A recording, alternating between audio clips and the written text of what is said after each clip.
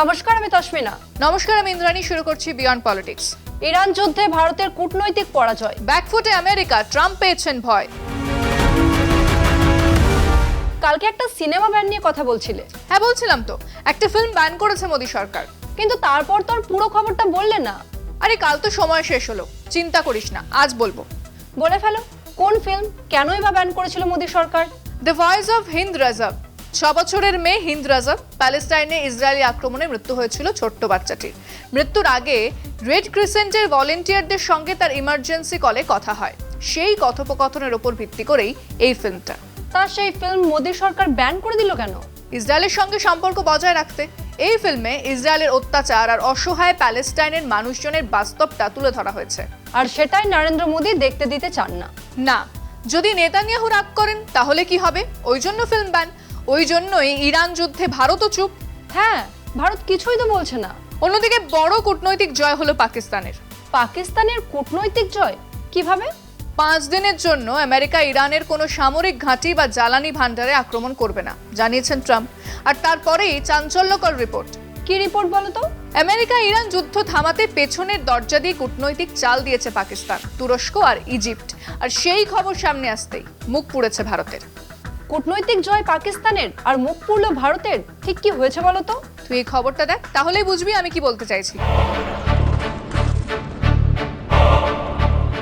পশ্চিম এশিয়ার উত্তেজনায় নতুন মোড়। মার্কিন প্রেসিডেন্ট ডোনাল্ড ট্রাম্প 26শে মার্চ ঘোষণা করেছেন ইরানের জ্বালানি ও বিদ্যুৎ পরিকাঠামোর ওপর হামলা 5 দিনের জন্য স্থগিত রাখা হবে। তিনি বলেন, ইরানের সঙ্গে গঠনমূলক আলোচনা চলছে, কিন্তু ইরান এই দাবি অস্বীকার করেছে। ইরানের ফার্স্ট নিউজ জানায়, ট্রাম্পের সঙ্গে কোনো সরাসরি বা পরোক্ষ কথা হয়নি, বরং ইরান হুঁশিয়ারি দেওয়ার পরেই আমেরিকা পিছু হটেছে। ইরান জানিয়েছে, তাদের পরিকাঠামোয় হামলা হলে পুরো পশ্চিম এশিয়ার বিদ্যুৎ কেন্দ্র টার্গেট করা হবে। ইরান হরমুজ প্রণালীতে মাইন পেতে দেওয়ার কথাও বলেছে। এই পরিস্থিতিতে পাকিস্তান, তুরস্ক ও মিশর সক্রিয়ভাবে কূটনৈতিক কথাবার্তা চালাচ্ছে। 3 দেশের কূটনৈতিক হস্তক্ষেপে মার্কিন দূত স্টিভ উইটকফ, জ্যারেড কুশনার এবং ইরানের বিদেশমন্ত্রী আব্বাস আরাকচির মধ্যে এই যোগাযোগ হয়েছে বলে রিপোর্টে বলা হয়েছে। মিশরের বিদেশমন্ত্রী আলোচনায় যুক্ত ছিলেন। নেটোর প্রধান বলেছেন, 22টি দেশ হরমুজ প্রণালী সুরক্ষায় প্রস্তুত। এদিকে ভারত সরকার এই সংকটে বেশিরভাগ সময় জ্বালানি নিরাপত্তা নিয়ে কথা বলেছে।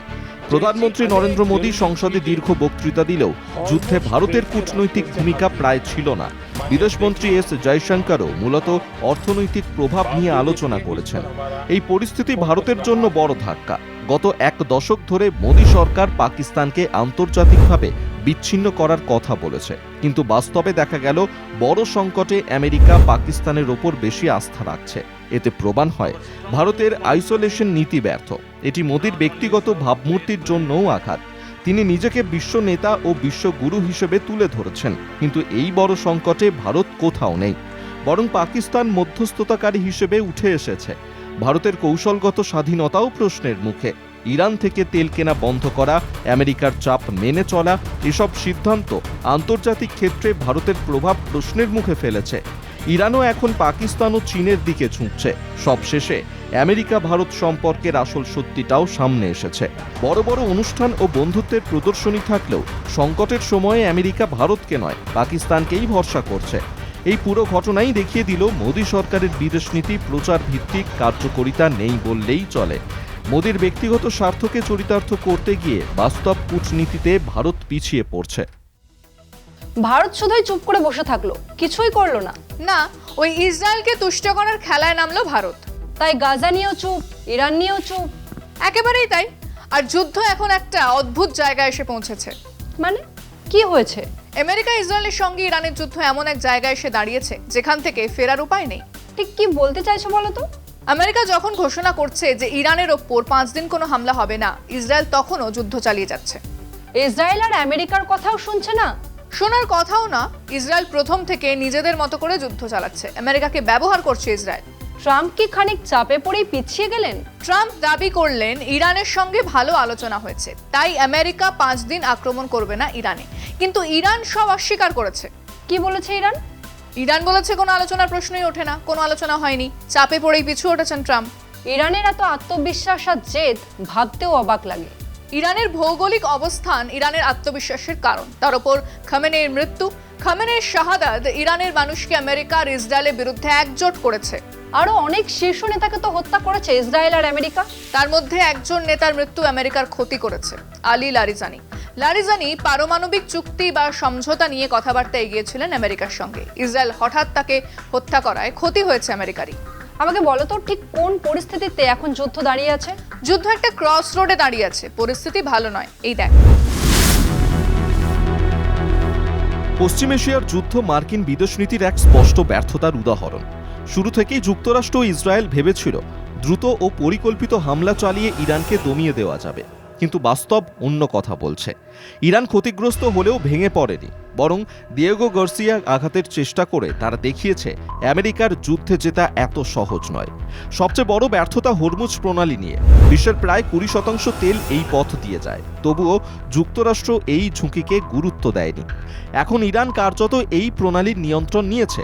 এর ফলে বিশ্ব অর্থনীতি চাপের মুখে। তেলের দাম বাড়ছে, প্রশ্ন উঠছে এত বড় কৌশলগত ভুল কিভাবে হলো? ডোনাল্ড ট্রাম্পের অবস্থান এই সংকটকে আরও জটিল করেছে। একদিন তিনি যুদ্ধ থামিয়ে দেওয়ার কথা বলেন, পরের দিনই আলটিমেটাম দেন। 21শে মার্চ তিনি হুমকি দিলেন হরমুজ না খুললে ইরানের বিদ্যুৎ কেন্দ্র ধ্বংস করা হবে। কিন্তু সময় শেষ হওয়ার আগেই আবার সিদ্ধান্ত বদলান। 5 দিনের বিরতির ঘোষণা করলেন তথাকথিত আলোচনার অজুহাতে, যা অবশ্য ইরান সরাসরি অস্বীকার করেছে। এই দুরকম কথা কেবল দুর্বলতাই প্রকাশ করে না, বরং পরিস্থিতিকে আরও অনিশ্চিত করে তোলে। মাঠের পরিস্থিতিও যুক্তরাষ্ট্রের পক্ষে নয়। তাড়াহুড়ো করে মেরিন বাহিনী থার্ড সিস্টেম সরানো হয়েছে, মিত্র দেশগুলোর কাছে সাহায্য চাওয়া হয়েছে, কিন্তু অধিকাংশ দেশ সরাসরি না বলেছে। এতে স্পষ্ট এই যুদ্ধ আন্তর্জাতিক সমর্থন নেই। তবুও ওয়াশিংটন বাস্তবটা মেনে নিতে চাইছে না।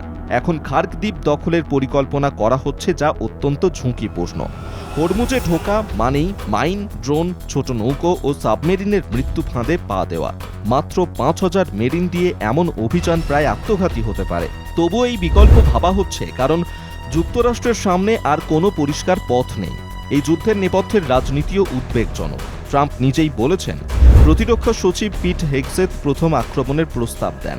আবার অন্য রিপোর্ট বলছে ইসরায়েলের প্রধানমন্ত্রী বেঞ্জামিন নেতানিয়াহু ও কিছু প্রভাবশালী গোষ্ঠী এই যুদ্ধকে উৎসাহ দিয়েছে। অর্থাৎ একটা বিশ্ব আঞ্চলিক যুদ্ধ শুরু হয়েছে পরস্পর বিরোধী মতামত ও অস্বচ্ছ সিদ্ধান্তের ভিত্তিতে। আজ যুক্তরাষ্ট্র এক কৌশলগত ফাঁদে আটকে গেছে, জিততে পারছে না, আবার যুদ্ধ থেকে বের হতেও পারছে না। ইরানও পিছু হটার অবস্থায় নেই। ফলে এই সংঘাত যত দীর্ঘ হবে, ততই বাড়বে ধ্বংস, অনিশ্চয়তা ও বিশ্বজুড়ে অর্থনৈতিক চাপ। এই যুদ্ধ এখন আর সমাধানের রাস্তায় দাঁড়িয়ে নেই, বরং এক গভীর সংকটের প্রতীক হয়ে উঠেছে। ইরান তো এখনো আক্রমণ করছে ইসরায়েলে। হ্যাঁ, তেল আভিভ হাইফাতে লাগাতার আক্রমণ করছে ইরান। আমেরিকা যদি যুদ্ধ থেকে হাত সরিয়ে নেয়, তাহলে কি হবে? ইসরায়েল ইরানের সঙ্গে পেরে উঠবে না। ইরান কিন্তু একা নয়। কেন? ইরানের সঙ্গে আর কে আছে? ইরানকে আমেরিকা বিরোধী সব শক্তি নীরবে সহায়তা করছে। রাশিয়া ইরানকে যথেষ্ট সাপোর্ট দিচ্ছে। ইরানের গ্যাস সাপ্লাইয়ে হামলা করছে ইসরায়েল, তুমি তো বললে।